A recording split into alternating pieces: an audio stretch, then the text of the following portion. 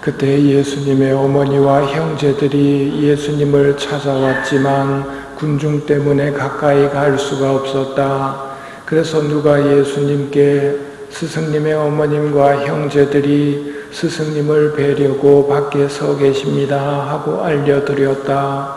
그러자 예수님께서 그들에게 이르셨다. 내 어머니와 내 형제들은 하느님의 말씀을 듣고 실행하는 이 사람들이다. 오늘의 말씀을 되새겨 보겠습니다. 일독서에서 사람의 길이 제 눈에는 모두 바르게 보여도 마음을 살피시는 분은 주님이시다. 사람의 길이 제 눈에는 모두 바르게 보여도 마음을 살피시는 분. 하느님은 마음을 보신다는 것. 정의와 공정을 실천함이 주님께는 재물보다 낫다. 정의를 실천하고 공정을 실천하는 게 재물을 바치는 것보다 낫다라고 이야기합니다. 그 말을 듣고 화답송에서는 당신 계명의 길을 걷게 하소서. 저는 이 길을 좋아하나이다. 저는 언제나 당신의 가르침을 길이 지키오리다 하고 화답송에서 노래했습니다. 알렐루야에서는 하느님의 말씀을 듣고 지키는 이들은 행복하다. 방금 복음에서는 하느님의 말씀을 듣고 실행하는 사람이 내 어머니와 내 형제들이다. 즉 오늘 말씀의 전례에서는 실행과 실천에 관해서 말씀을 하십니다. 실천하지 않고 실행하지 않고 알고만 있는 것은 소용이 없다는 말입니다.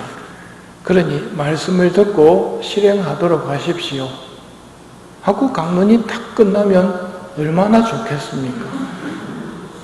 뭐가 이상하단 말입니다. 이래야 된다 저래야 된다 하는 이야기는 성당 다니기 전부터도 많이 듣고 있습니다. 가끔 신자 아닌 사람들 만나가지고 이야기하는 거 들어보면 거의 모든 종교를 다 꿰뚫은 사람처럼 이야기합니다. 뭐라고 이야기하느냐면 뭐 불교든 교회든 다 사람들 착하게 살라고 하는 거 아닙니까? 하면서 자기는 아무 데도 안 나갑니다.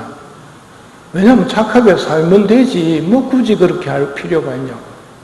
우리 천주교가 공자왈 맹자왈 해가지고 가르쳐준 거기에다가 예수님의 가르침까지 얹어가지고 이거 지켜라 하는 게 천주교입니까? 그렇게 알고 있다면 크게 잘못 생각하고 있는 겁니다. 그럼 천주교는 뭐가 다른 겁니까? 앞에서 오늘 독서도 그렇고 화답송도 그렇고 알렐루야도 그렇고 다 실천해야 된다고 이야기를 하지 않습니까? 실천해야 됩니다. 그런데 천주교는 실천해야 되는데 나는 실천을 못하는 사람입니다 하고 고백을 하는 사람들이 다니는 데가 천주교입니다. 그래서 여기 나오는 사람은 전부 다 가슴을 쳐야 됩니다. 제 탓이요, 제 탓이요, 제 큰 탓이요. 뭔 탓이 그렇게 많습니까? 하고 물으면 어떻게 살아야 하는지 알지만 그렇게 살지 못했습니다 하고 가슴을 치는 게 우리란 말입니다. 어저께 복음과 연결시켜서 튼튼한 이들에게는 의사가 필요하지 않으나 병든 이들에게는 필요하다. 사실 나는 의인이 아니라 죄인을 부르러 왔다 하고 말씀하시거든요. 예수님이 의인을 부르러 온 게 아니라 죄인을 부르러 왔습니다. 가슴을 안 치는 사람을 부르러 온 게 아니라 가슴 치는 사람을 부르러 왔다는 말입니다. 간 치는 사람들이 걸린 병이 어떻게 살아야 하는지를 알지만 못 살면서 가슴을 치고 있는 사람들입니다. 말씀을 실천하지 못할 때 두 가지 조심해야 됩니다. 두 가지 조심할 게 첫 번째는 내가 말씀을 실천하지 못한다고 좌절해가지고 성당을 더 이상 안 다니게 되는 것. 이건 마귀가 좋아하는 일입니다. 좌절해가지고 하느님을 떠나는 것은 잘못된 판단입니다. 다음으로 말씀을 실천하지 못할 때 조심해야 될 게 어쩌라고 하면서 뻔뻔하게 합리화하는 사람들. 내만 그러나 안 그런 사람 있으면 나와봐라 하고 뻔뻔하게 이야기하면서 그건 못 지킨다고 지키라는 계명들을 싹 무시해버리는 것. 이것도 조심해야 됩니다. 이건 성당 다니는 사람 중에 볼 수 있습니다. 아주 뻔뻔합니다. 떳떳하고. 우리는 그러면 어떻게 해야 된다는 말입니까?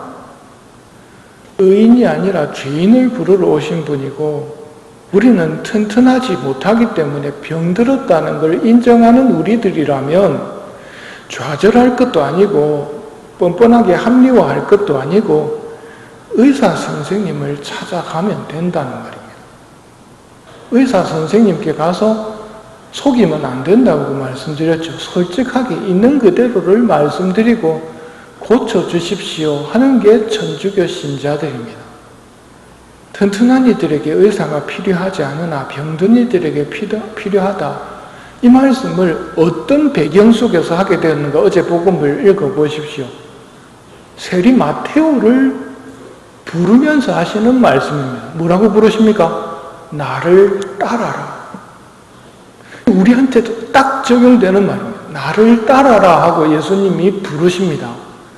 근데 세상 사람들 눈에 볼 때는 저 세리는 죄인인데 죄인을 부르네.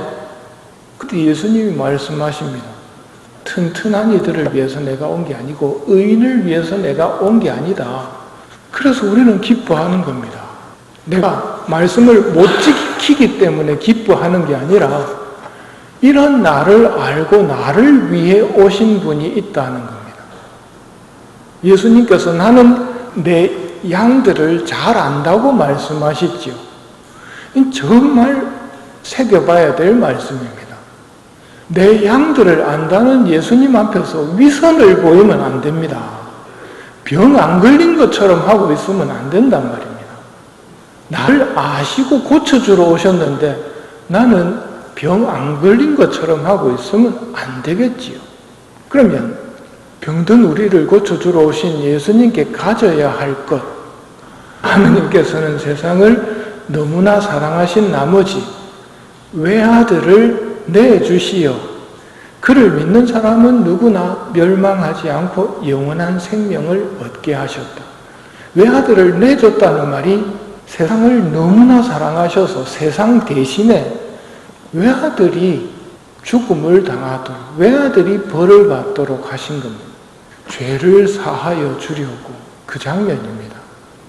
하느님이 너무나 세상을 사랑하셨습니다. 표현을 바꾸면 하느님이 너무나 나를 사랑하셨습니다. 그래서 예수님을 내주셔서 나를 살리셨다는 말입니다. 이걸 못 믿는 사람이 많습니다. 왜 못 믿습니까? 에이, 내가 뭐 그렇게 가치가 있을까 봐.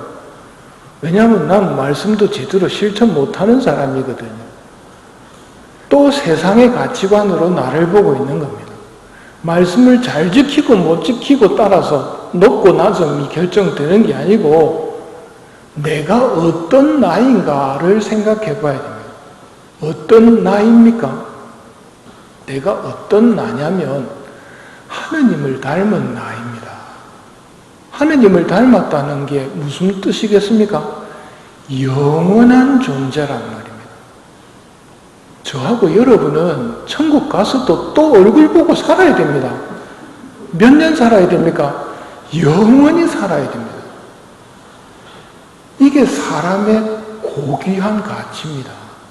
한 명의 영혼이 온 우주보다도 더 귀하다고 하는 이유가 뭐냐면 온 우주도 영원하지는 않습니다. 수억만 년이 흘러가면 지구가 없어질지도 모르지만 나는 있습니다. 그래서 여러분을 살리려고 예수님이 오신 겁니다. 여러분을 그렇게 살리고 싶어하는 아버지의 마음을 알고 계셔야 된다는 말입니다. 그걸 알고 다음으로 기억해야 될 것은 신부님 그런데 나는 고해성사도 여러 번 보는데 이거 안 고쳐집니다. 안 고쳐진다고 짜증을 내는데요. 이건 우리만 그런 게 아니고 아우스팅 성인도 그랬습니다. 근데 아우스팅 성인은 예수님하고 만나서 대화할 기회가 있었습니다. 그때 예수님에게 왜 고백을 하고 고해성사를 보는데 또 똑같은 죄에 또 걸려 넘어져서 또 똑같은 죄를 고백합니다. 왜 안 고쳐집니까? 하고 예수님께 여쭈었습니다. 예수님이 뭐라고 말씀하시느냐면 있는 그대로의 모습으로 나를 사랑하기를 바란다 하고 말씀하십니다. 이 말만 들으면 해결이 안 됩니다. 근데 한 번 더 생각해 보십시오. 내가 안 고쳐진다고 자꾸 짜증을 내는데 만일 고쳐지면 어떻게 되겠습니까? 고해성사 볼 일이 없습니다. 여러분이 고백하는 죄들 한 번 고백해가지고 다 용서받고 다 치유돼 버리면 고백할 죄가 없어집니다. 그러면 그 말씀은 아우스팅 성인에게 하십니다. 내가 한 번에 고쳐주면 교만에 떨어질 거라. 한 번에 고쳐지는 사람은 한 번에 못 고치는 사람들한테 막 손가락질합니다. 그걸 왜 못 고치느냐? 내가 능력이 없어서 니를 한 방에 못 고쳐주는 게 아니라고 말씀하십니다. 죄의 사함보다도 더 큰 목적이 있습니다. 고해서에서 죄를 사해주면서 예수님께서 우리에게 더 큰 목적을 갖고 계신데 그게 뭐냐면 죄를 용서해주는 예수님을 사랑하는 게 목적입니다. 죄를 짓지 않게 되는 게 목적이 아니고요. 죄를 사함받으면서 끝까지 사랑하면서 용서해 주시는 예수님의 사랑을 깨우치는 게 더 큰 목적이라는 말입니다. 여러분 지금까지 고해성사 많이 보셨습니까? 많이 본 사람일수록 예수님의 사랑을 더 잘 절감해야 됩니다. 그렇지 않다면 고해성사 준비를 잘못한 게 됩니다. 흔히 우리는 세상의 가치관에 빠져들어서 고해성사를 통해서 내가 죄 안 짓는 사람 되는 걸 목적으로 하는 경우가 있습니다. 죄 안 짓는 사람이 되면 어떻게 되느냐면 바리사이처럼 될 수 있습니다. 하느님 감사합니다. 저는 일주일에 2번이나 단식을 하고 모든 수입의 10분의 1을 바치고 이런 사람은 자기 잘한 것만 쭉 나열을 하는데 잘못해가지고 죄를 고백할 게 있겠습니까? 세리가 와가지고 감히 하늘을 우러러보지도 못하고 가슴을 칩니다. 오 하느님 죄 많은 저에게 자비를 베풀어 주십시오. 누가 의인으로 인정받고 집으로 돌아가느냐면 바로 그 세리가 의인으로 인정받고 돌아갑니다. 그럼 그 세리가 천국 간다는 말입니다. 죄 없다고 지 자랑만 하고 지 잘했던 거 단식과 11조에 대해서 이야기하는 사람은 망할 수 있단 말입니다. 이게 천주교의 차이점입니다. 천주교는 이래라 저래라 하고 끝내버리는 윤리나 맹자, 공자와 다르단 말입니다. 그걸 실천하지 못했을 때 매번 우리 발을 씻어주시는 예수님을 만납니다. 또 똑같은 죄를 짓고 왔는데 또 씻어주십니다. 그게 하느님입니다. 그걸 통해서 깨끗하게 되는 거. 내 다시는 내 발을 더럽히지 않고 예수님한테 이런 수고를 끼쳐드리지 않아야지 하고 고해서에 안 들어오는 게 목적인 것처럼 살면 여러분은 포인트가 잘못된 겁니다. 하나님의 사랑을 잘 체험해야 됩니다. 윤리 공부를 오래 한 사람은 지식이 많아질 겁니다. 신앙생활을 오래 한 사람은 뭐가 많아져야 됩니까? 하나님이 나를 사랑하신다는 것에 대한 확신이 커져야 됩니다. 그러지 않고 교리 지식만 많아지면 남 지적질하기만 좋은 사람이 되는 겁니다. 성당 오래 다닌 게 자랑이 될 수가 없단 말입니다. 사랑이 얼마만큼 많은가가 문제지요. 그런데 사랑이 없으면 어떡합니까? 잘못했습니다 하고 가슴을 치면 됩니다. 그게 제대로 성당 다니고 있는 겁니다. 이렇게 실행해라 저렇게 실행해라. 오늘 하느님의 말씀을 듣고 실행하는 사람이 내 형제가 된다. 는 말씀을 듣고 하느님의 말씀을 잘 실행하는 척 할 필요가 없다는 말입니다. 예수님, 제가 하느님의 말씀을 실행해야 되는 줄은 알지만 마음은 실행하기가 싫습니다. 저 좀 고쳐주십시오. 이게 올바른 신앙이라는 말입니다. 난 의인을 부르러 온 게 아니라 죄인을 부르러 왔다. 잃어버린 양 한 마리, 말 안 듣고 99마리 양을 떠나서 지쪼대로 갔던 그 놈을 예수님은 어떻게 하십니까? 찾아 나서십니다. 찾아가지고는 힘들었을 거니까 당신이 목에 걸고 데리고 오십니다. 그분이 착한 목자이신 예수님입니다. 그분의 형제가 되는 방법은 말씀을 듣고 실행하는 겁니다. 실행을 못하면 죄송합니다 하면 됩니다. 가슴을 치면서 저 좀 고쳐주십시오.